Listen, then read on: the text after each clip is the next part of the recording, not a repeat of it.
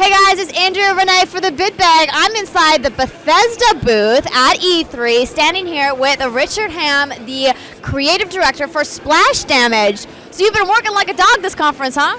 Yes, I have. You look super tired, and I can guess why, because Brink looks absolutely amazing. Tell me a little bit about the software and the development process that went into making this game. Oh, sure. Well, we've been working on the game for about 18, 20 months now. We're shooting for a spring 2011 release. It's made with id Tech 4, which is actually the same engine that Quake 3 was done with about 1 billion years ago. But by now, there's not a single line of code that hasn't been completely rewritten by our guys. You know, and our programmers are some of the best in the industry. We've got Dean Calver, who was the lead programmer on Heavenly Sword. He's been a real help with actually helping us make the transition from PC to console. But, you know, we're working hard, slaving away every day to try and bring you guys the best game we can.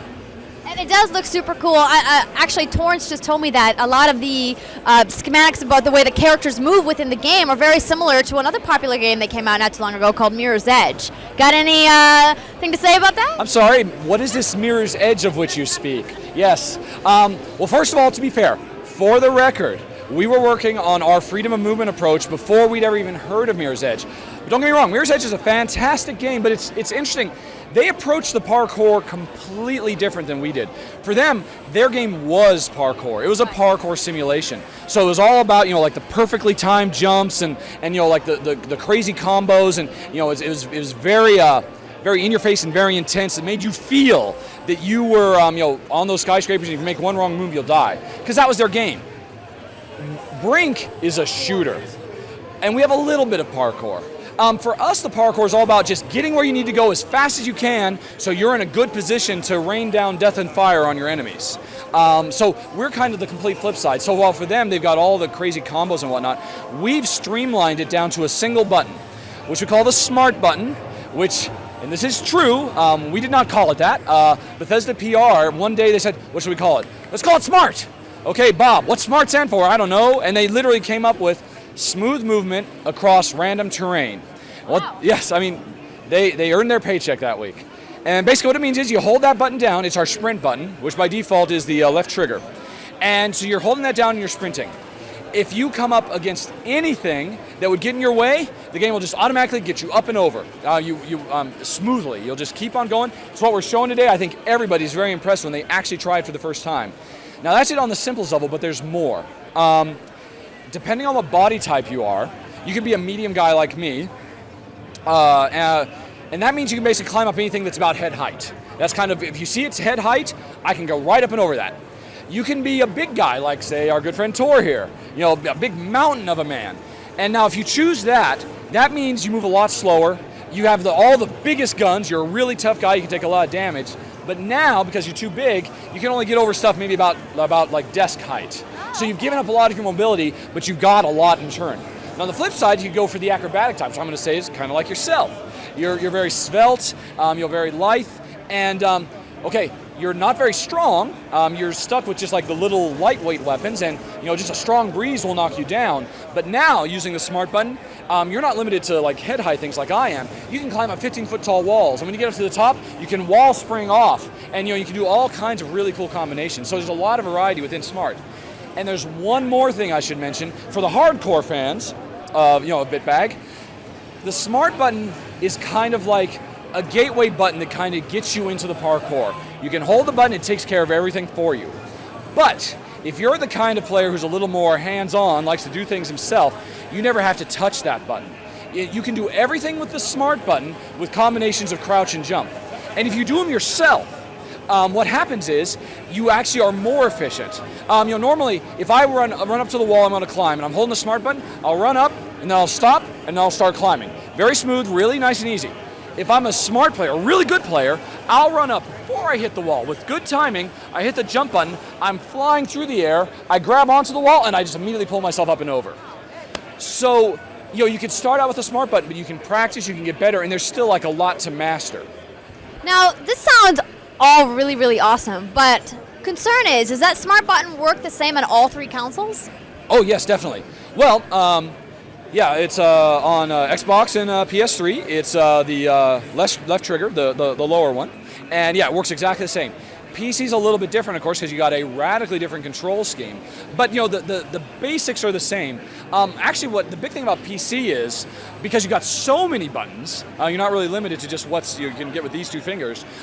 We can actually take all these functions and spread them out, and the player can customize however they want. So, if you don't want on this button, you want to separate it. You want to. You want to put your peeking, leaning, and left and right on these buttons. That's totally cool. Whereas on console, you have a little bit less variety. But I think it works well on all platforms pretty equally. Oh, well, that sounds very, very exciting. But I do want to kind of call you out on something. You were talking about different kinds of characters, medium, big, and then svelte like me. But I happen to notice that there are no female characters in your game. What do you have to say for yourself? All I can do is apologize. And seriously, and to you guys too. Totally honestly, very early in development, we were actually planning out what we were going to do with this game, and we wanted to do female characters as much as anybody else. Our head concept artist, Laurel, is a lady, and she was doing incredible variations of large, medium, and small body types for females too. It was very cool. We were really excited about it. And we even built a couple of models. Hopefully someday if we ever get to do like an Art of Brink, we can actually show players. Our female character model, her name was Divya, and she was absolutely gorgeous. She was medium, but we could actually modify her so she would go svelte. It was clearly working, but as we worked on it more and more and more, we started running into, I'm not going to say trouble, because we could have solved these problems, but if we put a female character into the game, we don't want to do it half-assed. I can say half-assed, right? Yes, you could swear online. We don't want to do it fucking half-assed. We don't want to just, let's just throw some breasts on a regular guy and have him run. She needs to run like a woman. She needs to act like a woman. And I don't mean just bouncing breasts. I mean, the way her hips move, everything. And so if we put them in, we suddenly have twice as many animations that have to fit in memory. Not only to fit in memory, we can solve those problems, but twice as many animations that we have to actually make. So that's just one of the big compromises we have to make. The same is true for clothing as well. Because we don't want to just, hey, let's just slap the male clothes on the female body. We would want to do it right. We would want to make a female version of everything. Suddenly everything takes twice as long, and we have about roughly half as much customization in the way of the game. So we talked about it long and hard. We talked about it with Bethesda. We did focus tests. We did our research and decided that at the end of the day, it was better for the game. Sorry, this is a really long-winded answer, but this comes up a lot. And I really just want to be honest with everybody. We decided it was better for the game to give more variety within the one sex as opposed to literally cutting everything in half.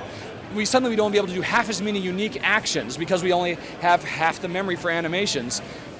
It kills us. We love the frag dolls. We know we've got a lot of female fans, but it was the right thing to do for the game. It's all right. We'll forgive you if you can make us some kind of weak promise that I might let you out of later if you say that in the next installment of the game, you will bring a female in. I will happily make a weak promise that you can let me out of later that in the next installment, we will bring in a female character in the game. That's all I can ask for. Thank you so much for your time today, Richard. I hope you enjoy the rest of the conference, and we look forward to seeing Brink. All right. Back to work for me, though. All right, guys. I'll check you later. There's something about the name, Hershey's Nuggets, that doesn't sound right. Ow!